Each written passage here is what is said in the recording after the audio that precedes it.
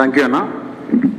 సామాజిక Telangana student association రాష్ట్ర అధ్యక్షులు అజయ్ అన్న గారికి, అదేవిధంగా వేదికను అలంకరించినటువంటి మేధావి బృందానికి, నా ముంగట ఉన్నటువంటి విద్యార్థి నాయకులకు, విద్యార్థులకు, ప్రింట్ అండ్ ప్రెస్ మీడియా అందరికీ కూడా all India OBC student association Osman university అధ్యక్షుడు తరఫున కృతజ్ఞతలు చెప్పుకుంటూ, యాక్చువల్గా అజయ్ అన్న నాతో చెప్పాడు అనమాట, తమ్ముడు 20వ తారీఖున 57 కులాల పైన ఒక చర్చ ఉంటుంది, ఖచ్చితంగా మీరు రావాలి, మీ ఆర్గనైజ్ తరఫున రిప్రజెంటేషన్ చేయాలి, మీ గొంతు వినిపించాలన్నప్పుడు ఖచ్చితంగా నేను వస్తున్నా. యాక్చువల్లీ నేను ఒక చిన్న పని మీద రాజమండ్రికి వెళ్ళుండే, ఉదయాన్నే 6 గంటలకు వచ్చిన తర్వాత అన్నం మెసేజ్ పెట్టిన తర్వాత అసలు ఈ వర్గీకరణ ఏంటిది, అసలు ఈ చరిత్ర ఏంది, 57 కులాల కథ, ఎప్పటి నుంచి ఉద్యమం మొదలైంది ఈ భారతదేశంలో అని నేను గత అధ్యయనం చేయడం జరిగింది. అధ్యయనం చేసి అందరికీ క్లుప్తంగా శాస్త్రీయబద్ధంగా అర్థమయ్యే రీతిగా చెప్పాలని ఒక 3 పేజీల ఒక రీసెర్చ్ పత్రాన్ని పట్టుకోవడం జరిగింది. దయచేసి మీరు వినండి. ఎస్సీ వర్గీకరణకు సంబంధించి తెలుగు రాష్ట్రంలో దాదాపు 30 సంవత్సరాల చరిత్ర ఉంది. షెడ్యూల్డ్ కులాలను ABCD వర్గీకరణ చేయాలని ఆంధ్రప్రదేశ్ రాష్ట్రంలో ప్రకాశం జిల్లాలో ఈదుమాడి గ్రామంలో మొట్టమొదటిగా ఈ ఉద్యమం ప్రారంభమైంది. క్రమక్రమంగా ఈ ఉద్యమం అనేది ఆత్మగౌరవ పోరాటంగా మారింది.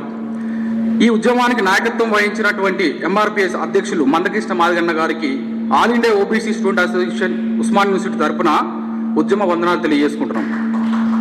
ఈ ఎస్సీ వర్గీకరణ అనేది ఎందుకు మొదలైందని నేను అధ్యయనం చేస్తున్నప్పుడు మొదటిగా ఈ ఆంధ్రప్రదేశ్లో మొదలైందని నేను తెలుసుకున్నాను. ఆనాడు మొత్తం షెడ్యూల్ కులాలు అనేవి సంఖ్య 59. 2011 జనాభా డాటా ప్రకారం చూస్తే ఎస్సీ జనాభా అనేది 2011 డాటా జనాభా ప్రకారం చూస్తే ఎస్సీ జనాభా అనేది 1,38,78,078.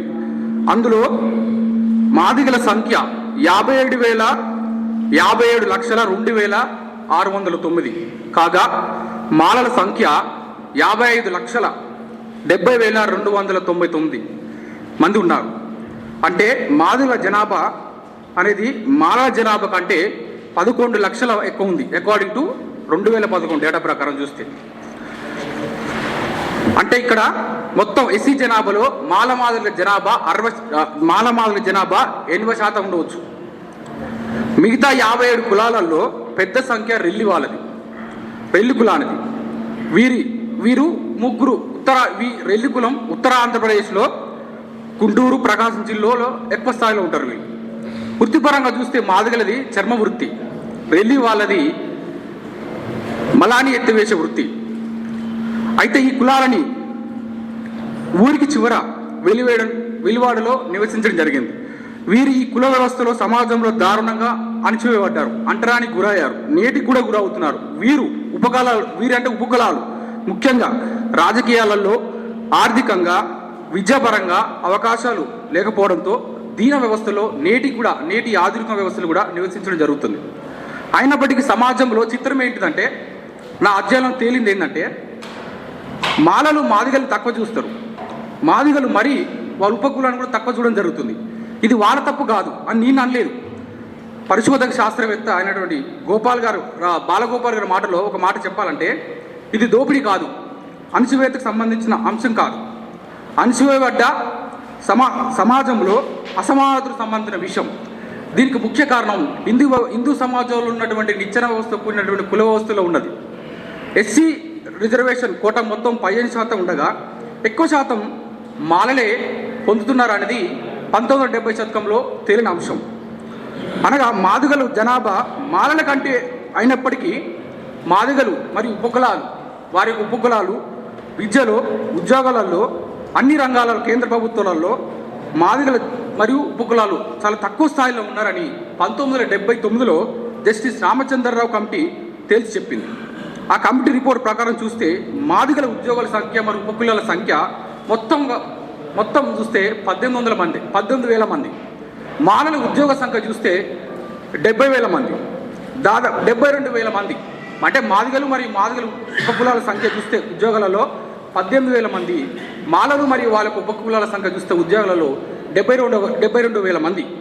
ఇక మిగతా ఉపకులాల పరిస్థితి మాత్రం నామమాత్రమే ప్రభుత్వ ఉద్యోగాల్లో ఉన్నది.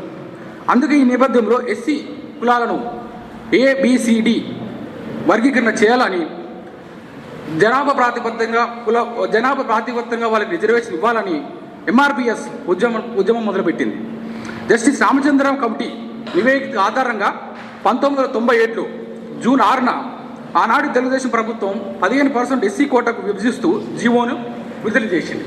జీవోను విడుదల చేసిన తర్వాత ఏ గ్రూప్లో రెల్లి కులాన్ని దానికి అనుసంధ కులాన్ని మొత్తం 12 కులాలను చేరుస్తూ ఏ గ్రూప్ వారికి 1% ఇవ్వడం జరిగింది. బ్రీ గ్రూప్లో మాదిగ మరియు వారి ఉపకులాలను 18 ఉపకులాల సంఖ్యను 7% రిజర్వేషన్ ఇవ్వడం జరిగింది. సి గ్రూప్లో మాలలు మరియు వారి ఉపకులాలకి 25 ఉపకులాలు చేర్చి 6% ఇవ్వడం జరిగింది. డి గ్రూప్లో ఆది ఆంధ్రులు చేరుస్తూ దాంతోపాటు 4 ఉపకులాలు చేరుస్తూ 4%, 1% రిజర్వేషన్ ఇవ్వడం జరిగింది. కానీ దీని సోదరులు అనేటువంటి కొంత సోదరులు సుప్రీంకోర్టుకి హైకోర్టుకి వెళ్ళి ఇది రాజ్యాంగ వ్యతిరేకమని కోర్టు దగ్గరికి వెళ్ళి కొట్టేయడం జరిగింది. అయితే కోర్టు కొట్టేసిన తర్వాత మందకృష్ణ మాదిగన్న గారు ఒక డాటా తీసుకెళ్లారు. వర్గీకరణ చేయడం ద్వారా మాదిగలు మరియు ఉపకులాలు ఏ విధంగా బాగుపడ్డారని ఒక మాటలో చెప్పారు. వర్గీకరణ చేయకముందు ఉద్యోగులలో కులాలు మరియు మాదిగల సంఖ్య 18,000 ఉంటే వర్గీకరణ చేసిన తర్వాత ఏబిసిడి చేసిన తర్వాత మాదిగలు మరియు కులాలకు సంఖ్య 22,000 పైకి పెరిగిందని రికార్డు చెప్పిందనమాట. మళ్ళీ ఇక్కడ జీవో కొట్టువైన తర్వాత ఎస్సీ వర్గీకరణ చేసే అవకాశం ఏం చెప్పింది 2000లో సేమ్ మళ్ళీ చంద్రబాబు నాయుడు కూడా జీవో ఇచ్చాడు ఎస్సీ వర్గీకరణ. మళ్ళీ 2004లో హైకోర్టు కొట్టేసింది. మళ్ళీ అదే రాజశేఖర రెడ్డి రాష్ట్ర అసెంబ్లీలో చర్చ పెట్టి కేంద్ర ప్రభుత్వానికి రాజ్యాంగ సవరణ చేయాలని ఒక జీవో పంపించాడు. దాని ఆధారంగా 2007లో ఉషామిశ్రా కమిటీ వచ్చడం జరిగింది. 2008లో ఉషామిశ్రా కేంద్ర ప్రభుత్వం రిపోర్ట్ ఇచ్చింది చేసి ఆర్టికల్ 341లో ఆర్టికల్ 341 సబ్ క్లాస్ 3 చేర్చి కేంద్ర ప్రభుత్వానికి అధికారులు ఇచ్చింది, మీరు ఎస్సీ ఎస్టీ వర్గీకరణ చేయవచ్చు అని. కానీ అది చేయలేదు. కాలయాపనకి కేవలం ముందు చేయి చూపించింది. తర్వాత మళ్ళీ 2014 నరేంద్ర మోడీ ప్రభుత్వం వచ్చిన తర్వాత 100 రోజులు మేము చేస్తామన్నాం, చేయలేదు. కానీ ఆగస్టు 1 తారీఖు 2024 జస్టిస్ చంద్రచూడ్ ఆధ్వర్యంలో 2004లో ఏదైతే తీర్పిచ్చిందో దాన్ని సవరిస్తూ రాష్ట్ర ప్రభుత్వాలకి ఎస్సీ ఎస్సీ వర్గీకరణ చేసుకొని వాళ్ళ జనాభా తగ్గట్టుగా రిజర్వేషన్ ఇవ్వచ్చిన హక్కు రాష్ట్ర ప్రభుత్వాలకు ఉందని చెప్పడం జరిగింది. సో ఇది చెప్పడం జరిగింది. ఆయన కూడా ఇంతవరకు ఎలాంటి కదలిక లేదు. మనకు అందరికీ తెలుసు దీన్ని ఎవరు అడుగుకుంటున్నారు, ఏ విధంగా వాళ్ళు అడుగుకుంటున్నారు కూడా అందరికీ తెలుసు. ఇక్కడ మేము అనేది ఒకటే క్లుప్తంగా చెప్తున్నాం. నేను దీని చరిత్రలో పోయినప్పుడు 1932 లండన్లో రౌండ్ టేబుల్ సమావేశంలో జరిగినప్పుడు అంబేద్కర్ ఒక మాట అన్నారు, మాకు రిజర్వేషన్ కావాలి అన్నప్పుడు ఒక అగ్రకులస్తుడు మీకు రిజర్వేషన్ ఎందుకు అని అన్నప్పుడు ఒకటే అన్నాడు బ్రిటిష్ వారికి, 5,000 సంవత్సరాలు ఈ భారతదేశంలో మఠధర్మ శాస్త్రం ప్రకారం మా కులాలకు చదువు లేదు, బట్ట లేదు, మీ బట్టలు వేసుకోవద్దు, నెయ్యి వేసుకుని అన్నం తినవద్దు, బెల్లం నీళ్ళు తాగవద్దు, చదువుకోవద్దు, కనీసం వీధిలో నడవకూడదు, జంతువుకి ఇచ్చే విలువ కూడా ఈ దేశంలో మాకు ఇవ్వలేదు ఈ అగ్రకులస్తులు. మీరు ఈ దేశాన్ని 200 సంవత్సరాలు పరిపాలించండి బ్రిటిష్ వాళ్ళు, అయినా మీ బ్రిటిష్ ప్రభుత్వంలో మాకు చదువు లేదు, న్యాయ వ్యవస్థలో మా ఉద్యోగాలు లేవు, కేంద్ర ప్రభుత్వంలో మా ఉద్యోగాలు లేవు, మీరు ఈ దేశాన్ని వదిలిపెట్టిన తర్వాత ఈ అగ్రకులస్తులు మాకు రిజర్వేషన్ ఇస్తారు, మమ్మల్ని గౌరవం చూస్తారన్న నమ్మకం వాళ్ళ మీద మాకు లేదు. కనుక రానున్న భారతంలో రాజ్యాంగంలో ఖచ్చితంగా రాజకీయ రిజర్వేషన్లు ఉద్యోగంలో, న్యాయశాస్త్రంలో, ఆర్మీలలో మాకు రిజర్వేషన్ ఇస్తే మేము రాజకీయ అధికారం ద్వారా మేము ఆత్మగౌరవంగా బతుకుతామని చెప్పాడు. ఇక్కడ మీరు అందరూ గుర్తుపెట్టుకోవాలి, రిజర్వేషన్ అంటే పేదరిక నిర్మూలన ఒకటే కాదు, చాలా కుల ఆర్థికంగా ఉన్న వాళ్ళకి గౌరవం దొక్కదు. అంబేద్కర్ రిజర్వేషన్ తీసుకొచ్చిన ముఖ్య ఉద్దేశం ఏంటంటే రిజర్వేషన్ వల్ల ఒక అడుగు పైకి వచ్చి వాడు చదువుకుంటాడు, చదువుకున్న తర్వాత వాడికి ఉద్యోగం వస్తుంది, ఉద్యోగం వచ్చిన తర్వాత వాడికి గౌరవం వస్తుంది, గౌరవం వచ్చిన తర్వాత వాడు ఆత్మగౌరవంగా అధికారం వస్తుంది, అధికారం వచ్చినాక ఆత్మగౌరవంతో బతుకుతాడు. ఎక్కడైతే అణిచివేయబడ్డారో అక్కడనే ఆత్మగౌరవం సంపాదించాలంటే రాజ్యాధికారిక మూలం అన్నాడు. సో ఈ వర్గీకరణ చేయడం ద్వారా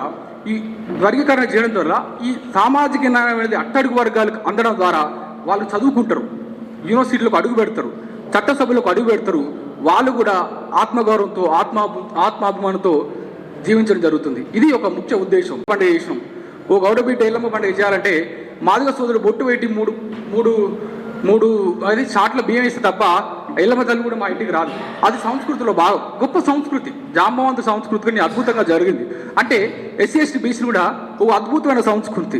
పైన ఉన్న వాడు అగ్రకులస్తుడు వాళ్ళ ఆధిపత్యం కోసం ఈ సంస్కృతిని మనకు చదువు లేకపోవడం వల్ల దీన్ని అతలాకుతలు చేసి మన సంస్కృతిని నాశనం చేయడం జరిగింది. So all India OBC student association తరపున మా నేషనల్ కమిటీ వాళ్ళు ఒకటే చెప్పారు, దీనికి ఈ మద్దతుకి ఈ వర్గీకరణకు పూర్తి మద్దతు మేము ఇవ్వడం జరుగుతుంది. మొన్ననే సోమాజిగూడ ప్రెస్ క్లబ్లో మందకృష్ణ మా దగ్గర కలిసి మా నేషనల్ కమిటీ తరపున ఓఈ కమిటీ తరపున వర్గీకరణ జరగాలని మా మద్దతు ఇచ్చిన లెటర్ కూడా ఇవ్వడం జరిగింది. సో కనుక అన్నగారికి సారీ అన్న, take for long time. So ఇది నీకు క్లుప్తంగా చెప్పాలనుకుంటుంది. ఏమైనా తప్పులుంటే నన్ను క్షమించండి. కనుక పూర్తిగా మా ఆర్గనైజేషన్కి సపోర్ట్ ఉంటుంది. ఈ అవకాశాన్ని మా all India OBC Osmania university ఇచ్చినందుకు